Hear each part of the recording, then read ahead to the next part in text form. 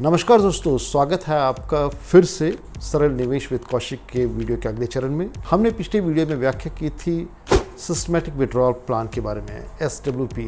मसलन SW होता क्या है, SWC से फ़ायदे क्या होते हैं, SWC काम क्या करता है। अब आने वाले सीरीज़ में हम देखेंगे कि SW को स्टार्ट कैसे करें, कौन से इफेक्टिव वे होते हैं SW को हैंडल करने के लिए, इसके लिए क्या प्रोएक्टिवनेस चाहिए। बहुत ही सरल भाषा में, सरल अंदाज में हम इस वीडियो को आगे देखते हैं। How to start SWP, systematic withdrawal plan की शुरुआत कैसे करें। जैसा पूर्व विदित है, सिस्टमैटिक विड्रॉल प्लान मतलब सिस्टमैटिकली विड्रॉन योर एसेट्स, जो कि आपने सिस्टमैटिक इन्वेस्टमेंट प्लान के थ्रू इकट्ठा किया हो या लमसम डिपॉजिट करके खड़ा किया हो। मतलब कि आपकी एक कॉर्पस के ऊपर you need to get a periodic return, periodic withdrawal, that calls as a systematic withdrawal plan. इसके लिए सबसे पहले आपके पास एक कॉर्पस इकट्ठा करना चाहिए। That must be minimum horizon of period of 15 to 20 years of your investment in terms of SIP और आपकी पूंजी निधि। हम यहाँ से इसके आगे समझेंगे। दूसरा आता है चूज टाइप ऑफ फंड, यानी कि सिस्टमैटिक विड्रॉल प्लान की शुरुआत इन्वेस्टमेंट किस तरह के फंड से करनी चाहिए। मैं थोड़ा पीछे आपका ध्यान आकृष्ट करना चाहूँगा। जैसे कि एक किसी भी इन्वेस्टर के रिस्क एपेटाइट के हिसाब से सिस्टमैटिक इन्वेस्टमेंट प्लान में अलग अलग प्रोडक्ट्स यूज़ करते हैं। मसलन लॉन्ग टर्म होराइजन में आप कहीं भी तो इक्विटी चूज़ करते हैं और मिड टर्म होराइजन में बैलेंस्ड फंड और लार्ज कैप फंड्स का अगर इस्तेमाल करते हैं, या शॉर्ट टर्म में डेब्ट का इस्तेमाल करते हैं। और जब आपकी मैच्योरिटी पूरी होती है तो फिर आप सिस्टमैटिक विड्रॉल प्लान में उस इन्वेस्टमेंट को टर्न बैक करते हैं। एंड ऐसे केस में कहीं भी हाइब्रिड इक्विटी या लार्ज एवन डेब्ट फंड का मिक्सचर प्रेफरेबल होता है सिस्टमैटिक विड्रॉल प्लान। यहाँ पे एक इक्विटी लॉन्ग टर्म में आपको एक अच्छा रिटर्न देती है, लेकिन सिस्टमैटिक विड्रॉल प्लान के तहत किसी भी इन्वेस्टर को एक कंजर्वेटिव थॉट्स की ज़रूरत हो, लेकिन उसके साथ साथ लाभांश भी चाहिए लॉन्ग टर्म में। ही और she need to park in hybrid equity oriented fund, ताकि उसको लॉन्ग टर्म में मार्केट के बेनिफिट भी मिले और he can still withdraw a periodic amount in his desired. अब आते हैं इसके लिए डॉक्यूमेंटेशन क्या चाहिए, प्रोसीजर क्या है। बहुत ही सरल है। आपने एक सिस्टमैटिक विड्रॉल प्लान करना होता है जो कि फंड आपके पसंद के हिसाब से होनी चाहिए। There are so many products available in different AMC houses, different fund distributor, different fund managers को हैंडल करते हैं। ये किसी भी इन्वेस्टर की खुद की आज़ादी है कि या वो अपना परिप्रेक्ष्य देखे या किसी डिस्ट्रीब्यूटर से या फिर किसी एक्सपर्ट से राय ले कि विच प्रोडक्ट ही और शी नीड टू चेक। इस वक्त आप सिस्टमैटिक विड्रॉल फॉर्म फिलअप करें, आपको दो बड़ी चीज़ें कंसीडर करनी चाहिए। नंबर 1, एक शेड्यूल। क्या आप पीरियोडिक शेड्यूल चाहते हैं आपके सिस्टमैटिक विड्रॉल को निकासी के लिए। ये आपका वीकली हो सकता है, फोर्टनाइट हो सकता है, मंथली हो सकता है, बाई मंथली हो सकता है। You should choose the periodicity as per your own desire and amount. कितना अमाउंट आपके लिए जस्टिफाइड होगा to meet your immediate expenses. और तीसरी चीज़ आती है मॉनिटर योर इन्वेस्टमेंट, यानी कि मार्केट के बदलते परिप्रेक्ष्य में आपको अपने इन्वेस्टित राशि को हमेशा कंसीडर करना पड़ेगा where it has gone. Like nowadays आप देखते हैं मार्केट में वोलाटिलिटी है। ऐसे परिप्रेक्ष्य में कभी भी अपने हार्ड अर्न इन्वेस्टमेंट को कभी भी लमसम की तरह आप एक बड़े अमाउंट को विड्रॉ ना करें। You are going to lose your hard earn assets. अब बात हम करने वाले हैं effective way of using SWP। Systematic withdrawal plan को इफेक्टिवली आप कैसे यूज़ कर सकते हैं। एक लॉ ऑफ एवरेज है 4% रूल।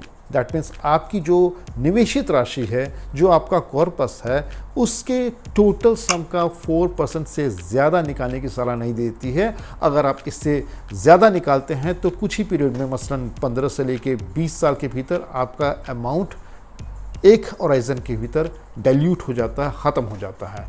कहीं भी अगर आपकी कोई भी निवेशित राशि का अगर आप 3% से 4% विड्रॉ करते हैं, you are going to get your fulfilled needed sum periodically, और साथ ही आपकी बची राशि संचित होकर और भी मैग्नीफाइड रिटर्न दे। सो इसके अलग फायदे होते हैं। स्टडी इनकम जनरेशन, यानी जहां तो आप एक तरफ विड्रॉल कर रहे हैं, साथ साथ ये आपको स्टडी इनकम जनरेट करती है। दूसरा, building of retirement fund. Systematic withdrawal fund का मोटा मोटा कंसेप्ट है आपके रिटायरमेंट फंड को संयोजित करना।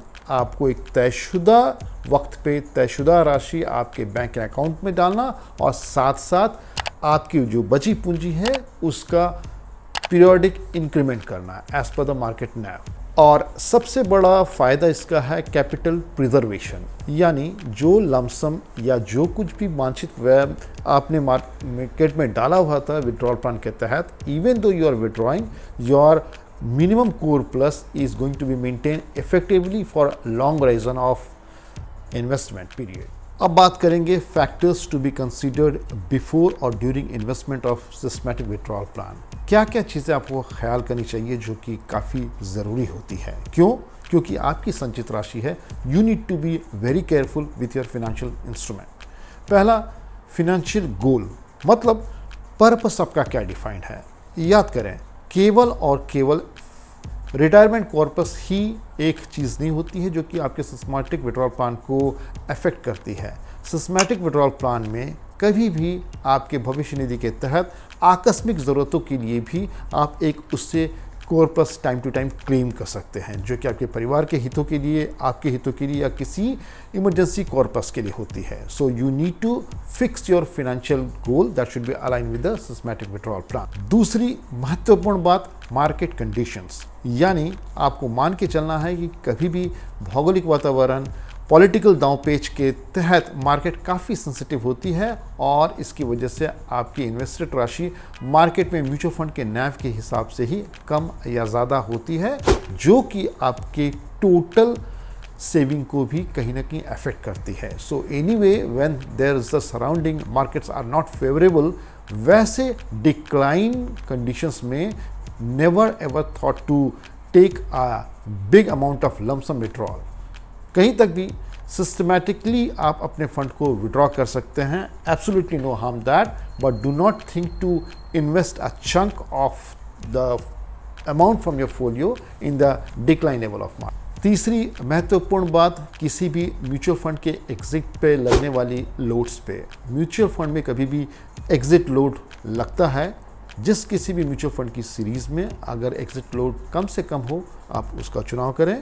किसी भी म्यूचुअल फंड में एक्सपेंसेस रेशियो जो कि फंड मैनेजर मेंटेन रखते हैं फॉर द एएमसीज और फंड की मेंटेनेंस के लिए। So whenever you are going to choose any financial product, any mutual fund related to your systematic withdrawal plan, it must have a lowest expense ratio, क्योंकि वो expense ratio even marginally भी अगर कम होती है, but looking at to big time duration, it is going to attract more reduction from your investment.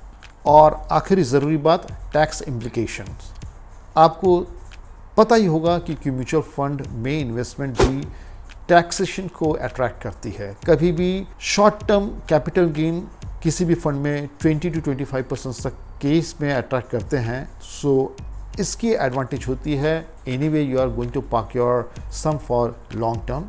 Long term में भी if you are going to have a periodic withdrawal, it will be bringing the tax slab on a bare minimum level. So आपकी tax की implications काफ़ी कम इसमें effect करती है और you are going to take its a long term advantage. So ये रही systematic withdrawal plan की बात।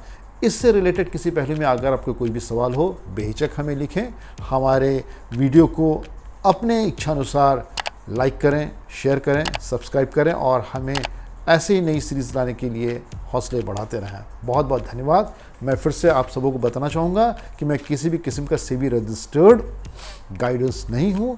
हर एक निवेशक को बार बार बताया जाता है कि वो अपने करीबी एजेंट से मिलके, किसी डिस्ट्रीब्यूटर से मिलके और अपने मनोयोग से अपने इन्वेस्टमेंट का ख्याल रखें। धन्यवाद।